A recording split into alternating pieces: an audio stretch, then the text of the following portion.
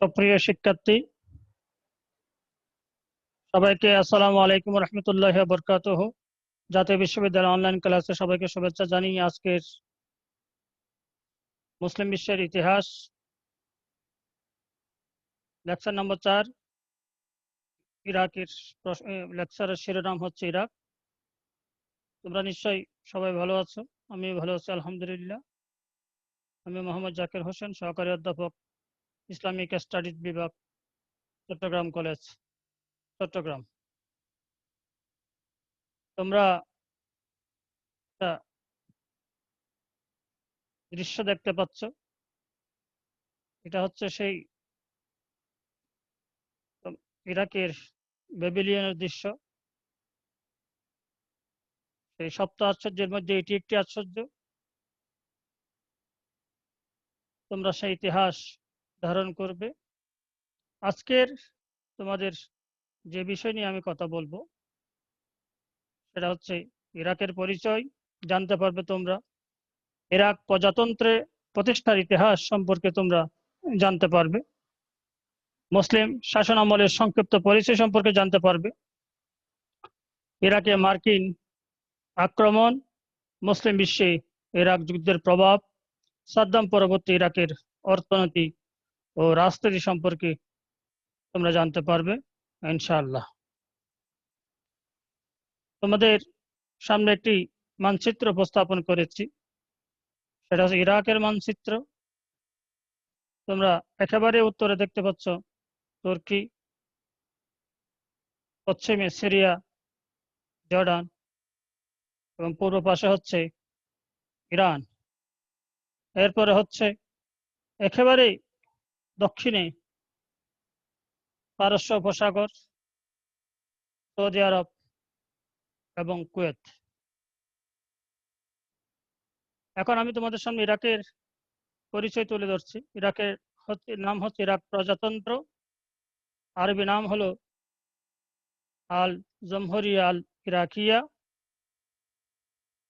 অত্যন্ত মনোরম পরিবেশ, গিরিসংকুল, পাহাড়ি এলাকা, জলপ্রপাত, বৃহৎ উপত্যকা, ঝর্ণা দ্বারা বিস্তীর্ণ সমভূমি আর নদী নালার দেশ হচ্ছে ইরাক। প্রাচীন ব্যাবিলিয়ন সভ্যতা, মুসলিম সভ্যতার তীর্থভূমি হচ্ছে ইরাক। তোমরা আরো জেনে থাকবে যে কারবালার ইতিহাস সেটা ইরাকের ইতিহাস। হযরত আব্দুল কাদের জিলানীর ইতিহাস ইরাকের ইতিহাস। হাসান বসরির ইতিহাস, রাবি বসরি, এগুলো সব বসরা নগর সব ইরাকে অবস্থিত। আয়তন হচ্ছে 4,38,317 বর্গ কিলোমিটার। জলবায়ু জনসংখ্যা এবং জলবায়ু জনসংখ্যা হচ্ছে 38.2 মিলিয়ন।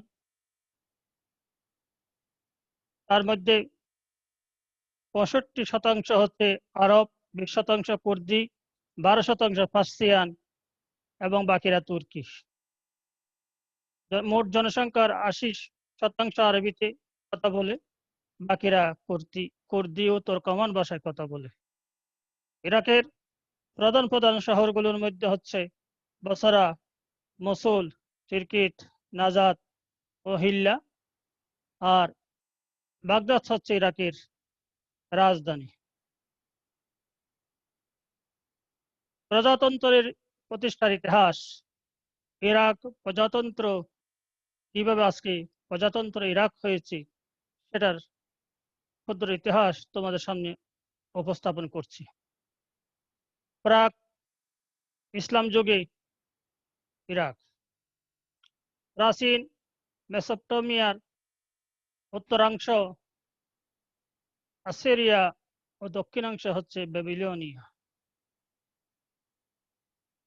সেখানে হালাকো জাতি নামে একটি দুর্ধর্ষ জাতি ছিল। তারা খ্রিস্টপূর্ব 4000 অব্দ পর্যন্ত ইরাক শাসন করেছিল।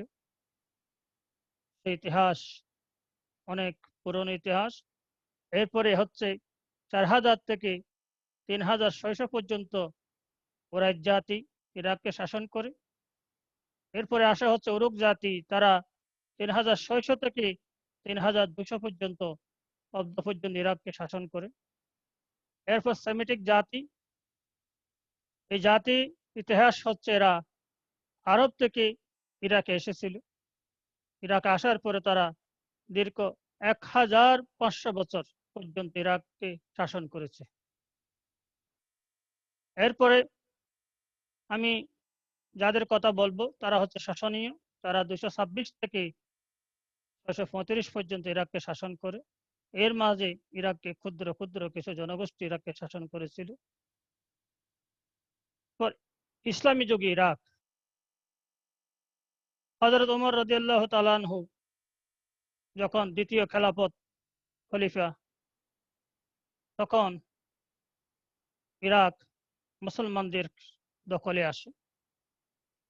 তখন মুসলিম সেনাপতি দুর্ধর্ষ যোদ্ধা হযরত সাদ বিন আবি ওয়াক্কাস রাদিয়াল্লাহু তাআলা আনহু মেসোপটেমিয়া দখল করে ইরাক নামকরণ করেন। অর্থাৎ আজকের ইরাক, তখনকার মেসোপটেমিয়া, তখন খুব সমৃদ্ধিশালী অঞ্চল ছিল। সেখানে খেলাফতের যুগের অবসান হওয়ার পরে উমাইয়ারা 667 থেকে 750 সাল পর্যন্ত ইরাককে শাসন করেছে। উমাইয়াদের শাসনের সমাপ্তি হওয়ার পরে 750 থেকে আব্বাসিয়ারা ইরাককে শাসন করে। হালাকু খানের আক্রমণ এবং আব্বাসীয় খেলাফতের সমাপ্তি। হালাকু খানের নাম তোমরা নিশ্চয় শুনেছ। যে যোদ্ধা ইরাক দখল করে সেখানে ফোরাত নদীতে যে বাঁধ দিয়েছিল, সেটা ইরাক লাইব্রেরি থেকে বই এনে সেখানে বাঁধ দিয়েছিল। এক করুণ ইতিহাস।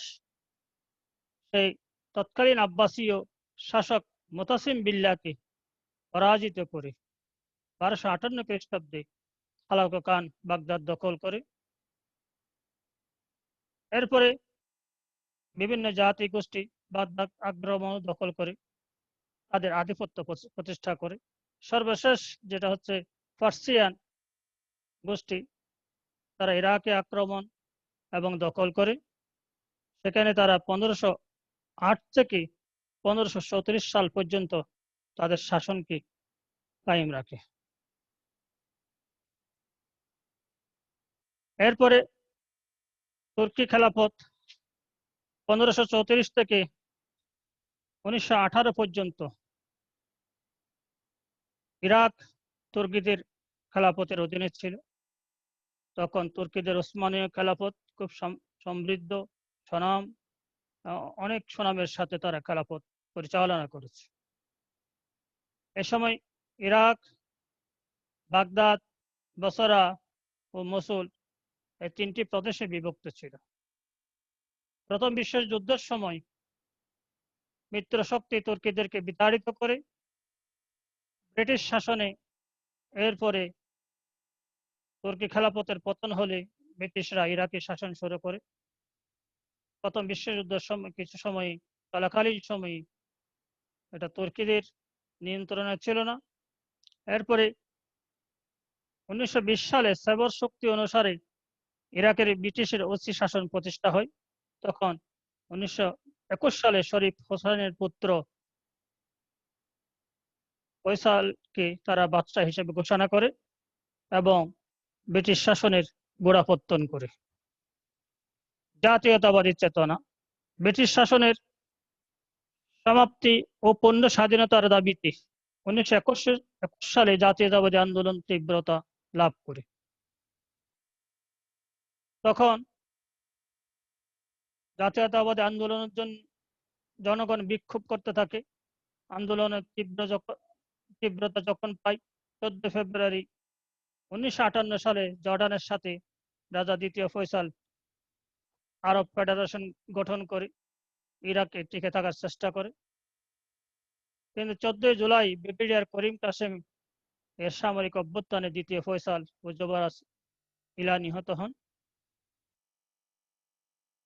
ব্রিগেডিয়ার করিম কাসেম আরবে ফেডারেশন ত্যাগ করে ইরাক প্রজাতন্ত্র ঘোষণা করে এবং তাদের ইরাকের উপর জেঁকে বসা রাজতন্ত্রকে নিষিদ্ধ ঘোষণা করে। এরপরে মুসলিম শাসনের সংক্ষিপ্ত পরিচিতি। যারা যারা যে সমস্ত মুসলিম শাসক ইরাক শাসন করেছে, আমি তাদের সংক্ষিপ্ত পরিচয় তোমাদের সামনে তুলে ধরছি। প্রথম ফয়সাল, এটা হচ্ছে শরীফ হোসাইনের পুত্র। প্রথম ফয়সাল 1921 সালে সে তুর্কি শাসনের তুর্কি শাসন পর ব্রিটেন ইরাক যখন দখল করে, তখন সেবল শক্তি অনুসারে সেই ইরাক শাসন করতে থাকে। একটু আগেই সেটা আমি বলেছি। এরপর ফয়সালকে তারা বাদশাহ ঘোষণা করে 22 সালে ইরাক ব্রিটেন যে সন্ধি হয়েছিল, সেখানে ইসলামী জাহান এবং ইরাকের স্বাধীনতার কথা ছিল না। এরপরে ইসলামী জাহান থেকে ইরাককে বিচ্ছিন্ন করার ষড়যন্ত্র করে পাশ্চাত্যরা। তখন জাতীয়তাবাদী এরা আন্দোলন করতে সন্ধি গ্রহণে অস্বীকৃতি জানায়। সার্বভৌম রাষ্ট্রের জন্য তারা আন্দোলন করে 27 সালে ব্রিটেন তাদের ম্যান্ডেট তুলে নেয়। 30 সালে স্বাধীনতার স্বীকৃতি নতুন একটি চুক্তি স্বাক্ষরিত হয়। এরপরে বাদশাহ ফয়সালের পরে 1933 সালে তার মৃত্যু হলে তার ছেলে রাজা গাজী তখন ইরাকের সিংহাসনে বসেন। ক্ষমতার অপব্যবহার, দুর্নীতি, সংবাদপত্রের দমন নীতি, বিরোধী দলের ক্ষমতা খর্ব, গোত্রীয় নেতাদের ঘুষ দিয়ে ইরাককে শান্তিপূর্ণ রাখার যে প্রচেষ্টা, সেটা বেশি দিন টিকে নেই। 1939 সালে মোটর দুর্ঘটনায় গাজী ফয়সালের মৃত্যু হয়।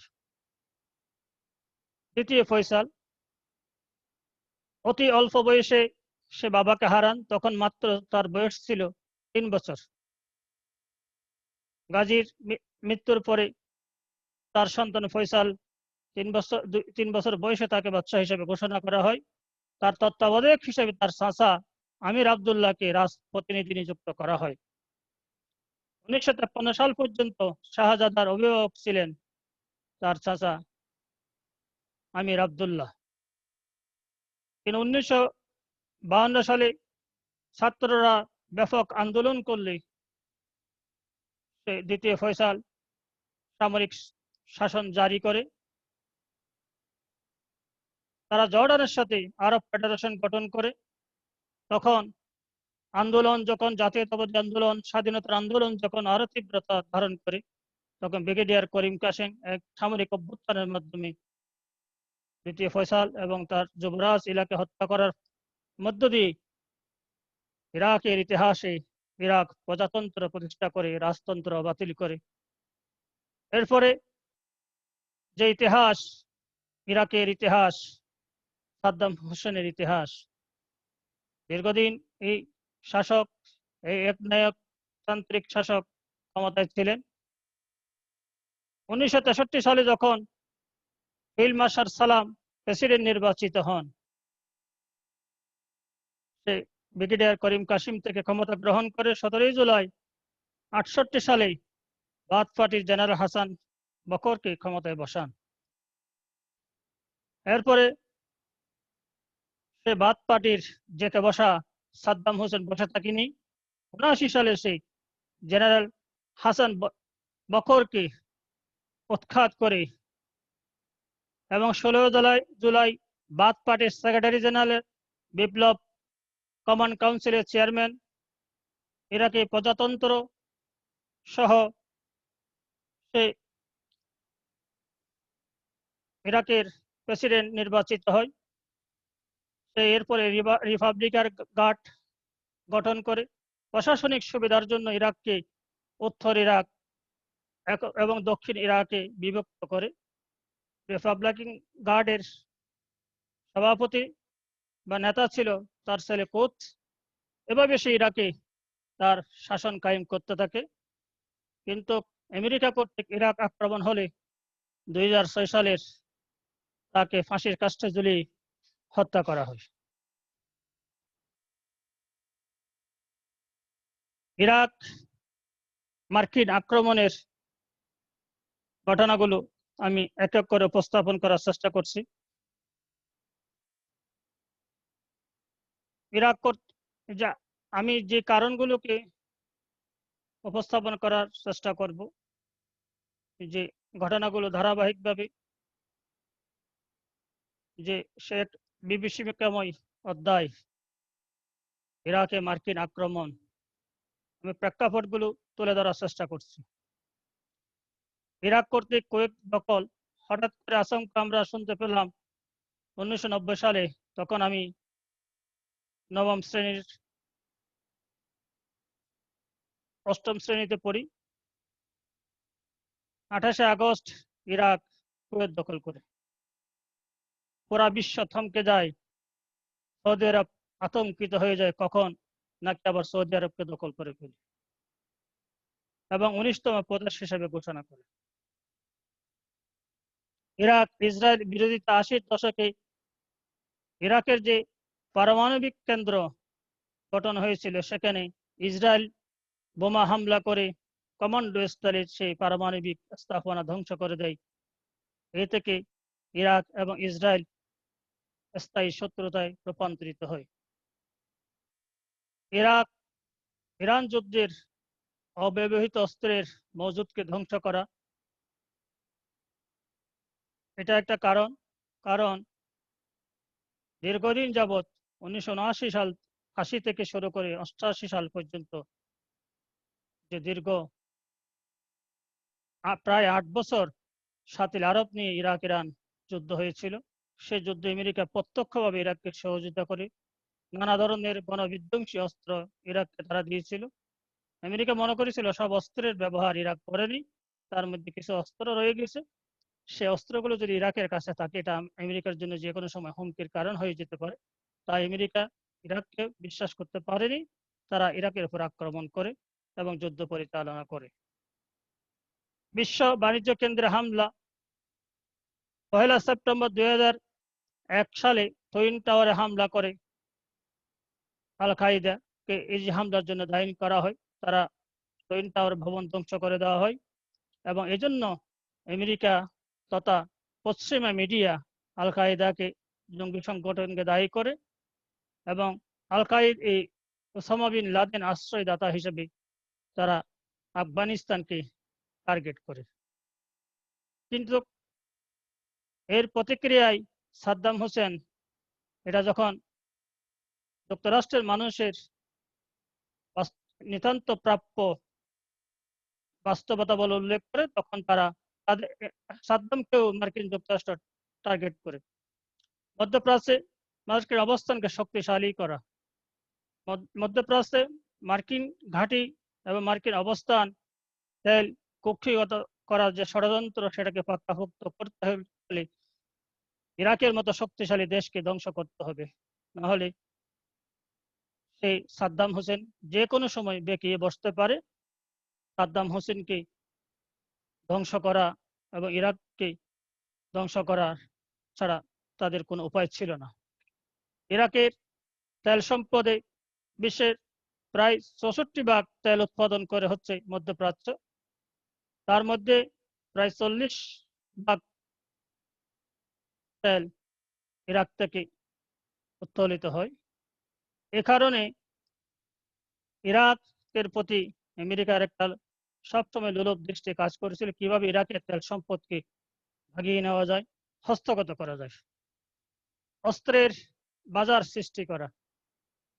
যারা অস্ত্র তৈরি করে সে কোম্পানিগুলো বহুজাতিক কোম্পানি, তাদের টার্গেটে থাকে কিভাবে সারা বিশ্বের মধ্যে ঘন ঘন যুদ্ধ লাগিয়ে দিয়ে অস্ত্র বাজার সৃষ্টি করা যায়।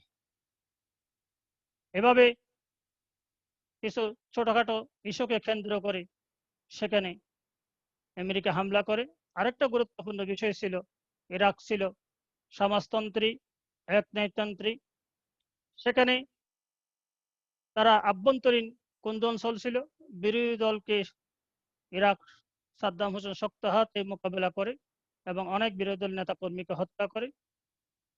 আমেরিকা মনে করেছিল সেখানে স্বৈরাচার, সেখানে সমাজতন্ত্র গুটিয়ে গণতন্ত্রের প্রতিষ্ঠা করবে, ইরাকের মানুষ মুক্তি পাবে। এই সমস্ত ধারণাকে পুঁজি করে আমেরিকা ইরাকে হামলা করেছিল।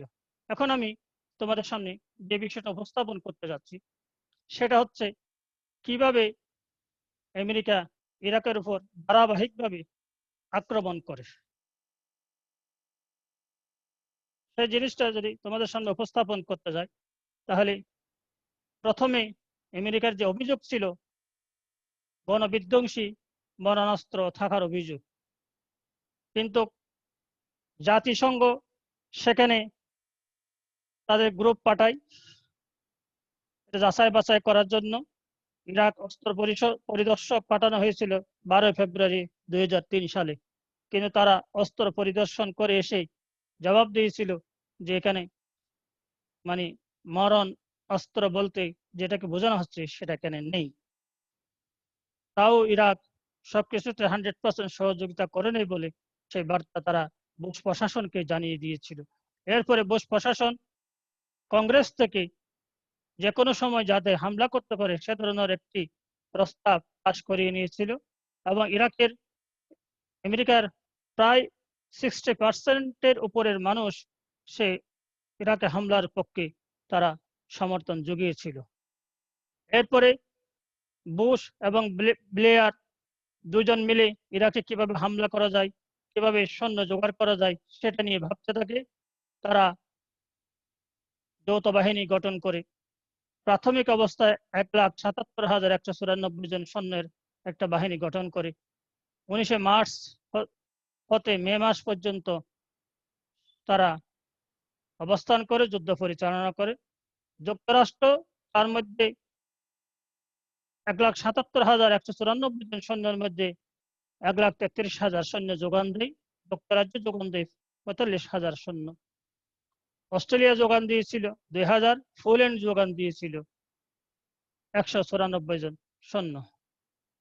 সারা বিশ্বে পরবর্তীতে আরো 36 দেশ এই যুদ্ধ অংশ নেয়। সারা বিশ্বব্যাপী তখন চলছিল এই যুদ্ধ না হওয়ার পক্ষে গণবিক্ষোভ আন্দোলন। 15 ফেব্রুয়ারি 2003 সালে রোমে 30 লক্ষ লোকের এক সমাবেশ হয়েছিল, যেটা গ্রিনিস রেকর্ড হয়েছিল। সেখানে 3 জানুয়ারি থেকে একটা ফ্রেঞ্চ একাডেমিক ডোমিনিটো রায়ানের একটি গবেষণা থেকে জরিপ থেকে যে তথ্য ভেসে উঠেছে, 3 জানুয়ারি থেকে 12 এপ্রিল পর্যন্ত 3000টি বিক্ষোভ হয়েছিল। তার মধ্যে প্রায় 3,60,00,000 মানুষ এই বিক্ষোভে যোগদান করে ইরাক জাতি আমেরিকা জাতি ইরাকে হামলা না করে সেই জন্য তারা প্রতিবাদ করেছিল। কিন্তু বিশ্ব জনমতকে তোয়াক্কা না করে বিদ্যাঙ্গুলি দেখিয়ে 20 মার্চ সেখানে যুদ্ধ শুরু হয়। প্রথমে বাগদাদের প্রেসিডেন্ট প্যালেসের উপর বিমা হামলা শুরু করে মার্কিন বাহিনী। এরপর 21 মার্চ যৌথ বাহিনী ইরাক কুয়েত সীমান্ত দিয়ে বসরা ঢুকে স্থলভাগ দিয়ে আক্রমণ করে। এর পরবর্তীতে পারস্য উপসাগরে অবস্থিত নেভাল বেস হতে সাঁড়াশি আক্রমণ করে পরের দিন। এই সময় 1000 টমাহক রকেট ক্ষেপণাস্ত্র হামলা করা হয় এবং ইরাকের প্রতিরক্ষা বহু সামরিক স্থাপনা, বিমানবন্দর, নিয়ন্ত্রণ ব্যবস্থাকে ধ্বংস করে দেওয়া হয়, যার কারণে ইরাক সমস্ত প্রতিরক্ষা শক্তি হারিয়ে ফেলে এবং দুর্বল হয়ে পড়ে। ইরাকে যে নিয়মিত বাহিনী ইরাকের দক্ষিণাঞ্চলে আক্রমণ করে, ইরাকি বাহিনীর সাথে কয়েকটি সেখানে যুদ্ধ হয়। সেসব যুদ্ধে ইরাকিদেরকে পরাজিত করে তারা সামনের দিকে অগ্রসর হতে থাকে।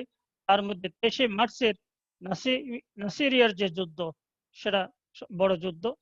এরপর 26 মার্চ 1000 প্যারাশুট নিয়ে 173তম এয়ারবোন ব্রিগেড উত্তরের কিরকুক শহরের নিকট কুর্দি এলাকায় অবতরণ করে তারা সাদ্দাম হোসেন বিরোধী কুর্দিদের সাথে নিয়ে তখন ইরাকে বিরুদ্ধে যুদ্ধ করে তারা উত্তরাঞ্চল দখল করে। 7 এপ্রিল বোমার আঘাতে কারবালার প্রতিরক্ষা ভেদ করে তারা মার্কিন বাহিনী সাদ্দাম বিমানবন্দরের দিকে অগ্রসর হতে থাকে এবং এরই ধারাবাহিকতায় 9 তারিখ বাগদাদের পতন হয়। ব্রিটিশ বাহিনী বসরা দখল করে। নিয়মিত বাহিনী বাগদাদের পাশাপাশি যে সাদ্দাম হোসেন বিমানবন্দর দখল করে নেয়। এরপরে এরই ধারাবাহিকতায় সাদ্দাম হোসেনের যে আপনার পলায়ন হয়। সাদ্দাম হোসেন পলায়ন করে, সৈন্যরা অস্ত্র সামরিক উর্দি ত্যাগ করে এবং সাধারণ মানুষের পোশাক পরে তারা গুপ্ত হত্যা চালাতে থাকে। এরপরে 9 এপ্রিল বছর 10 এপ্রিল কিরকুক, 15 এপ্রিল সাদ্দামের জন্মভূমি তিরকুত দখল করা হয়। এভাবে ইরাক সমস্ত জায়গায় আমেরিকা দখলে চলে আসে।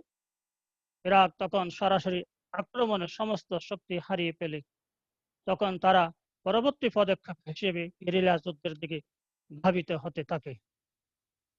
গেরিলা আক্রমণ, ইরাক বাহিনী সাধারণ পোশাকে মার্কিন বাহিনীর উপর পিছন থেকে আক্রমণ করে তারা মার্কিন সৈন্যের লাইনকে বিচ্ছিন্ন করে ফেলে।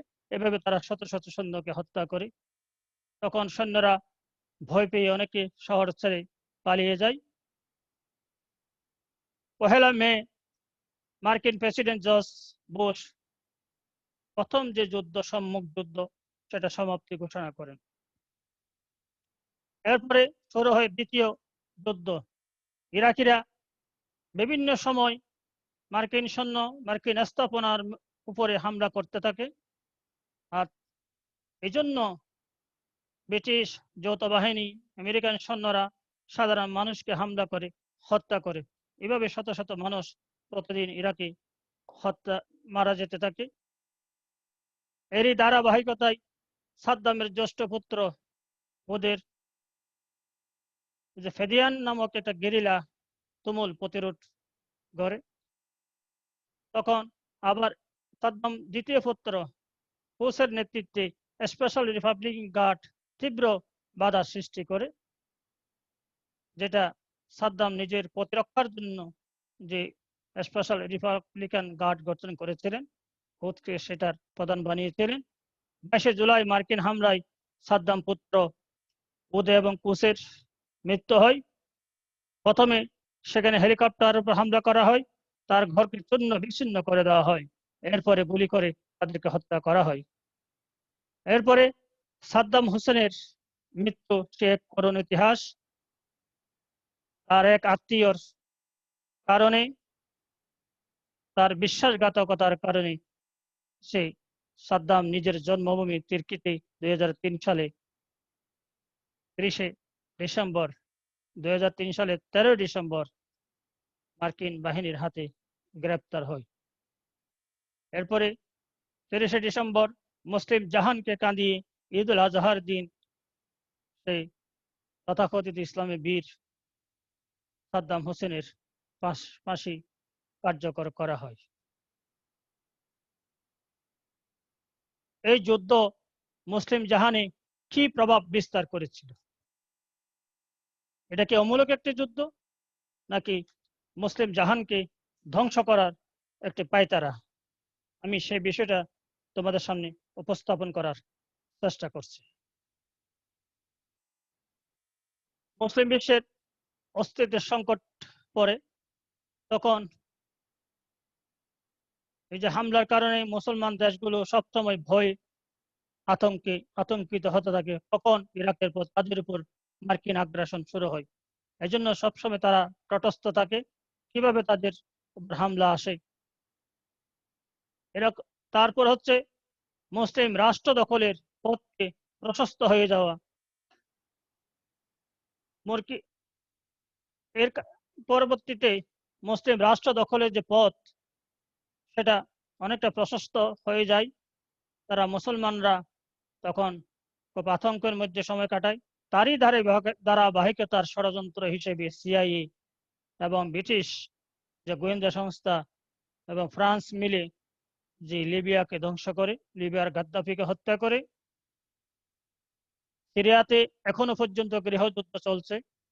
একদিকে রাশিয়া হামলা করছে সিরিয়াকে রক্ষার নামে, আর আমেরিকা জনগণের অধিকারকে ফিরিয়ে দেওয়ার নামে হামলা করছে। কিন্তু মাঝখানে মারা যাচ্ছে সাধারণ নাগরিক।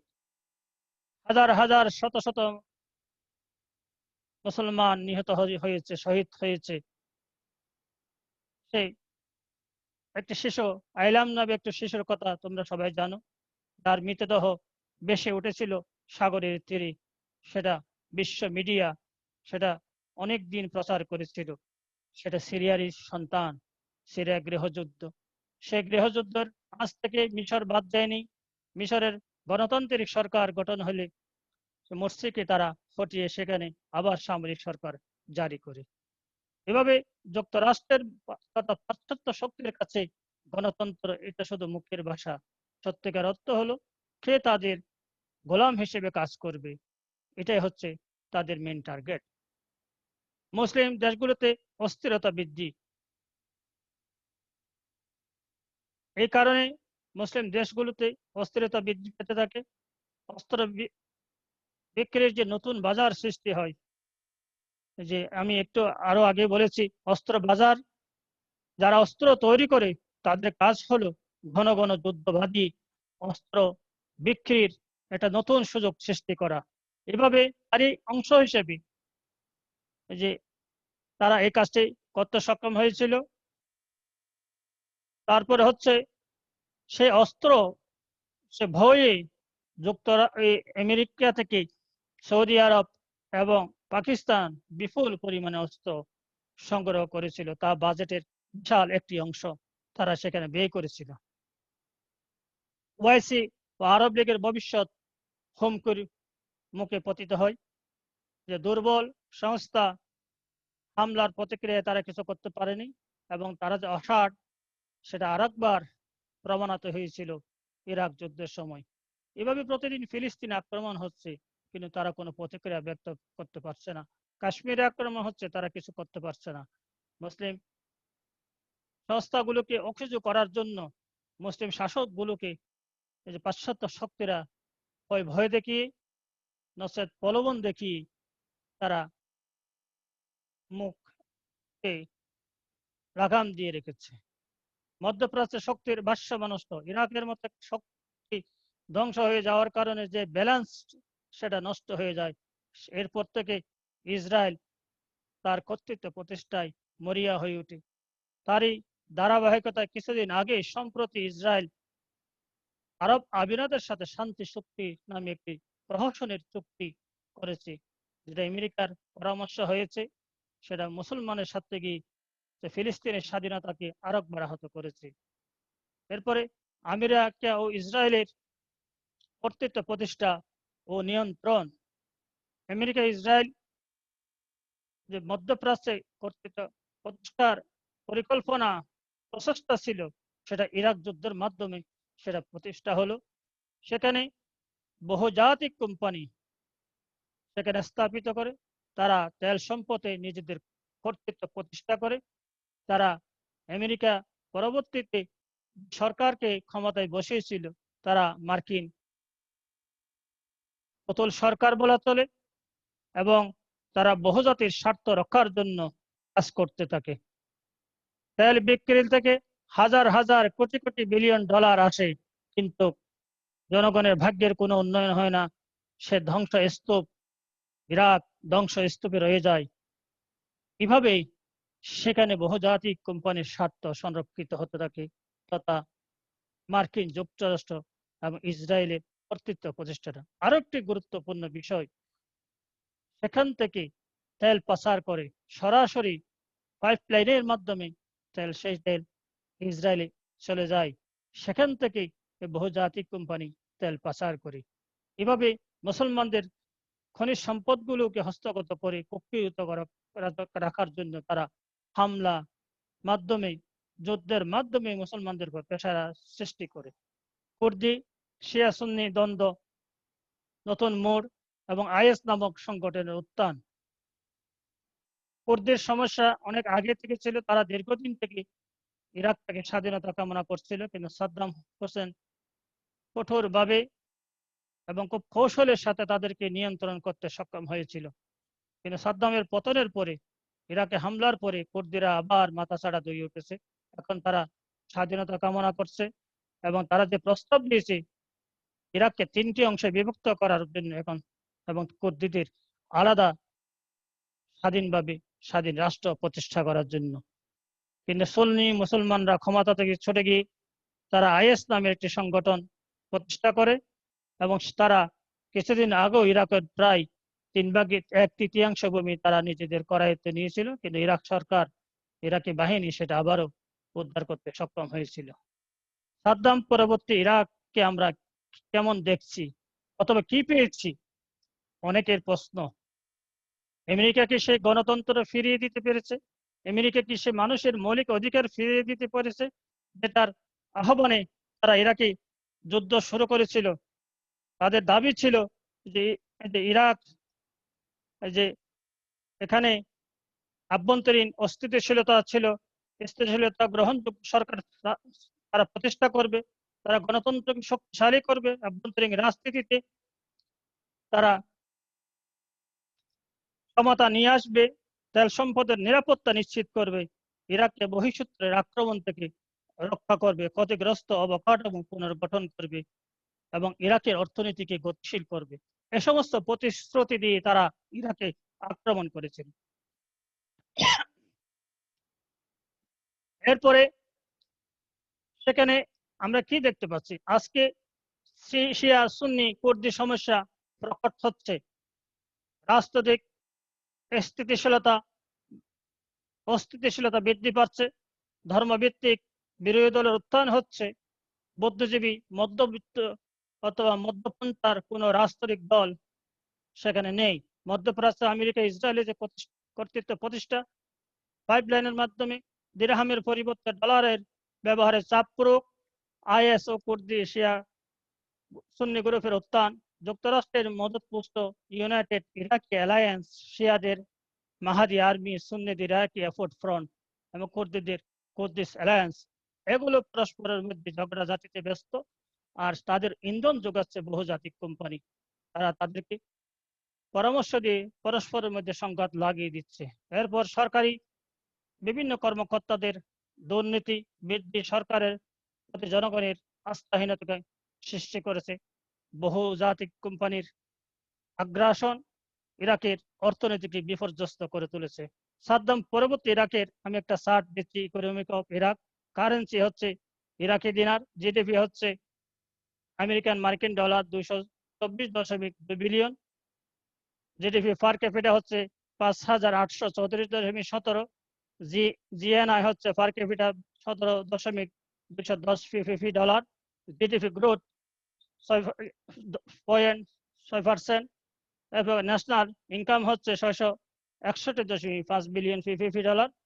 সাদ্দাম পরবর্তী ইরাকের রাজনীতি, অর্থনীতি, তেল ও পেট্রোলিয়াম, এরপরে কৃষি ব্যবস্থা সেখান থেকে বিশাল অংশ করে, পর্যটন ব্যবস্থাপনা, বিদ্যুৎ সংকট, বেকারত্ব, দুর্নীতি ইরাকের অর্থনীতিকে বিপর্যস্ত করে তুলেছে। ইরাকের রাজনীতি, ফেডারেল সংসদীয় গণতন্ত্র ব্যবস্থা সেখানে প্রতিষ্ঠিত হয়েছে, প্রজাতন্ত্র। সরকারের প্রধান হলো প্রধানমন্ত্রী, বর্তমান হচ্ছে মুস্তাফা আল কাজিমি, তিনি মে মাসে 2020 সালে নির্বাচিত হয়েছেন। নির্বাহী ক্ষমতা সরকারের হাতে থাকবে, আইন প্রণয়ন করবে সরকার ও জাতীয় সংসদ। সেখানে প্রথমে ছিল 275 আসন, বর্তমানে 329। নতুন সংবিধান রচিত হয়েছে। ফুয়াদ মাসুম হচ্ছে ইরাকের রাষ্ট্রপতি। এরপরে প্রশাসনিক ব্যবস্থার সুবিধার জন্য 19টি প্রদেশকে বিভক্ত ইরাক।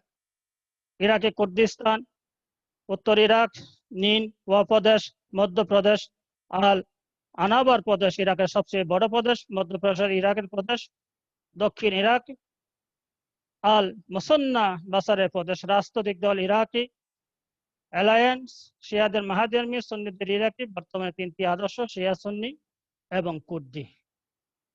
তো আমরা আলোচনা প্রায় শেষ দিকে চলে এসেছি। আমাদের এই আলোচনার শেষ পর্যায়ে এসে তোমাদেরকে আবারও শুভেচ্ছা, অভিনন্দন জানাচ্ছি। তোমরা পরবর্তী ক্লাসের জন্য প্রস্তুতি গ্রহণ করো। আশাবাদী আশা করি তোমরা ভালো থাকবে। আমিও তোমাদের জন্য দোয়া করে শেষ করছি।